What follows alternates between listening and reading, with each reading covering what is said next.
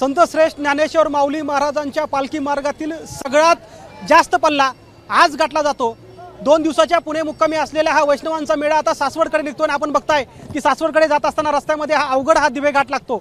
जवळपास 20 ते 22 किलोमीटरचा हा टप्पा आहे आणि एकूण पालखी मार्गामध्ये सर्वाधिक लांब असलेला हा टप्पा आहे, ज्या टप्प्यावरती येताना सकाळपासून वारकऱ्यांनी चालायला सुरुवात केली आणि आपण बघताय की हा अवघड दिवे घाट पूर्ण करून आता बरेचसे वारकरी हे सासवडमध्ये मुक्कामी आलेत। सासवडमध्ये आल्यानंतर 2 दिवस सासवडमध्ये या पालखीचा मुक्काम असतो आणि एकूणच आपण बघतोय की या पुणेपासून येणाऱ्या सासवडच्या रस्त्याचं रुंदीकरणाचं काम सुरू आहे, त्यामुळे अरुंद रस्ता आहे। अरुंद रस्त्यात सुद्धा प्रशासनाने चांगली काळजी घेतल्याचं चित्र आपल्याला पाहायला मिळतंय। माझ्या उजव्या बाजूला जो काही डोंगर तुम्हाला दिसतो, या डोंगरावरती दरवर्षी सासवडच्या परिसरातील लोक हे दिवे घाटातील वारकऱ्यांचं स्वागत करण्यासाठी येत असतात। मात्र प्रशासनाने यावर्षी पहिल्यांदा त्यांच्यावरती मज्जाव करण्यात आला आहे। आपल्याला ठिकठिकाणी वरती पोलीस पाहायला मिळत आहेत।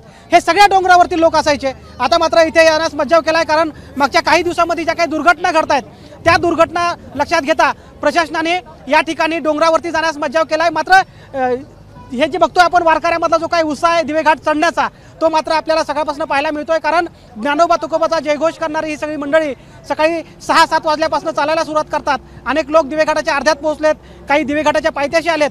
मात्र जे दिवे घाटामध्ये पोहोचलेत त्यांच्याकडून आपण जाणून घेऊया की काय नेमकं त्यांना वाटतं। मला सांगा बाबा, कधी निघाले होते? बुधवारी घरून, आमच्या गावून संभाजीनगरहून। सकाळी किती वाजता निघाले होते? सकाळी 5 वाजता। बरं, आता काय पाय दुखत नाहीत का? नाही अजून। कसं काय? बरोबर। कसं वाटलं?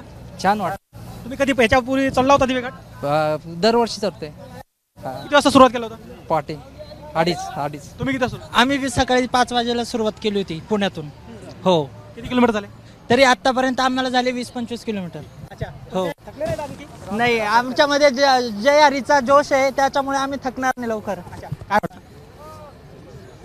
या वारीच्या अवघड अशा दिवेघाटाचा जो मोठा टप्पा आहे तो पार करत असताना माऊलीच्या जयघोषामध्ये अतिशय आनंद होत आहे। आज पहाटे 2 वाजता सुरू केलेला हा प्रवास आणि अतिशय उत्साहामध्ये हा प्रवास चालू आहे। कुठल्याही प्रकारचा थकवा जाणवत नाही आहे आणि वैष्णवांमध्ये जो उत्साह संचारलेला आहे तो केवळ आणि केवळ माऊलीच्या कृपेमुळे संचारलेला आहे। काय भावना आहे? पंढरपुरातील विठुरायाच्या दर्शनासाठी आज हा वारकरी आतुर झालेला आहे। प्रत्येक जण पंढरपुराकडे निघालेला आहे। खरं तर पुणे तर सासवड हा सर्वात मोठा अशा प्रकारचा टप्पा आहे, मात्र वयोवृद्ध तरुण सर्वच जण अतिशय उत्साहाने सासवडकडे निघालेले आहेत। खरोखरच हा दिवे घाट कठीण घाट आहे, मात्र या ठिकाणी प्रशासनाने सुद्धा खूप छान काळजी घेतलेली आहे आणि वारकऱ्यांमध्ये उत्साह आहे। पंढरीची वारी म्हणजे एक ऊर्जा निर्माण करणारी वारी आहे। आपण बघतोय की ही सगळी भावना खरं तर प्रातिनिधिक स्वरूपामध्ये सगळ्या वारकऱ्यामध्ये पाहायला मिळते, कारण 20-22 किलोमीटर अंतराचा टप्पा असताना सुद्धा वारकरी मोठ्या उत्साहाने ज्ञानोबा तुकोबाचा जयघोष हा घाट पूर्ण करत असतात आणि हा घाट पूर्ण केल्यानंतर आता सासवडमध्ये या पालखीचा 2 दिवसाचा मुक्काम आहे। खरं तर थकले भागलेले हे सगळे वारकरी आज सासवड मुक्कामी असतात आणि सासवडच्या मुक्कामानंतर अगदी मल्हारी मार्तंड जेजुरीला जाण्यासाठी पुन्हा सज्ज होतात। कॅमेरामन आयुब कादरीसह गोविंद शेळके, एबीपी माझा, दिवे घाट, सासवड। एबीपी माझा, उघडा डोळे बघा नीट।